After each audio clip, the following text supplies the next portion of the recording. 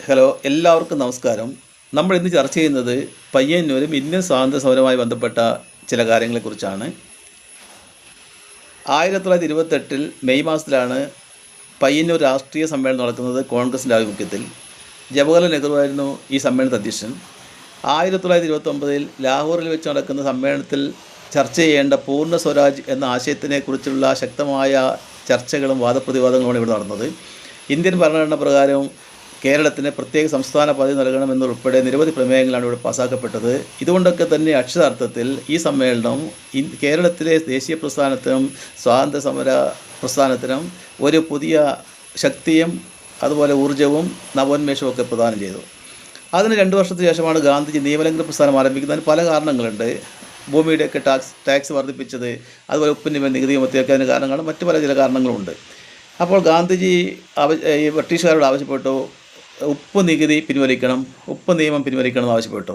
അപ്പോൾ ഉപ്പ് ഒരു കച്ചവട ചരക്കാക്കാൻ ബ്രിട്ടീഷുകാർ തീരുമാനിക്കുകയും അതിൻ്റെ മേൽ നികുതി ചുമത്താൻ തീരുമാനിക്കുകയും സാധാരണക്കാർക്ക് ഉപ്പുണ്ടാക്കാനോ വിതരണം ചെയ്യാനോ കഴിയില്ല എന്ന് പ്രഖ്യാപിക്കുകയും ഉപ്പ് നിയമം ലംഘിച്ചാൽ തടവും അതുപോലെ പിഴയും ചുമത്താൻ തീരുമാനിക്കുകയും ഒക്കെ ചെയ്ത സാഹചര്യത്തിലാണ് ഗാന്ധിജി ഉപ്പ് നികുതി പിൻവലിക്കണമെന്ന് ആവശ്യപ്പെട്ടത്. പക്ഷേ സർക്കാർ തയ്യാറായില്ല. ഇന്ത്യൻ നാഷണൽ കോൺഗ്രസ് ആവശ്യപ്പെട്ടു, പക്ഷേ സർക്കാർ അനങ്ങിയില്ല. ഈ ഘട്ടത്തിലാണ് ഗാന്ധി ദണ്ഡി യാത്ര സംഘടിപ്പിക്കുന്നത്.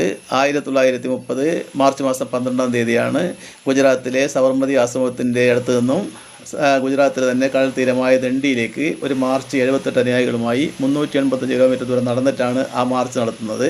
ആയിരക്കണക്കിന് ആൾക്കാരാണ് ആ സമരയാത്രയിൽ പങ്കെടുത്തത്.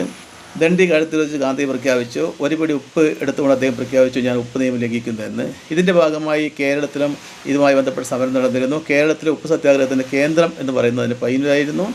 1930 ഏപ്രിൽ മാസം 13-ാം തീയതി, അതായത് വിഷു തലേന്ന് കേളപ്പൻ, കേരള ഗാന്ധിജി ഈ ഒരു ജാഥ കോഴിക്കോട് നിന്നും പയ്യന്നൂർ സംഘടിപ്പിച്ച് 32 പേരുമായി പയ്യന്നൂർ ഉളിയത്തുകട വെച്ച് അദ്ദേഹം ഉപ്പ് നിയമം ലംഘിക്കുകയും ഉപ്പുണ്ടാക്കുകയും ചെയ്തു. ആദ്യമൊക്കെ സമാധാനപരമായിരുന്നു ഈ സമരങ്ങളെങ്കിൽ പിന്നീട് ശക്തമായ സമരമായി മാറുന്നു കണ്ടപ്പോൾ മെയ് 5-ന് അവർ ഗാന്ധിയെ അറസ്റ്റ് ചെയ്യുകയും ശക്തമായ മർദ്ദനമുറകൾ ഈ സമരത്തെ അടിച്ചമർത്താൻ വേണ്ടി ഉപയോഗിക്കുകയും ചെയ്തു.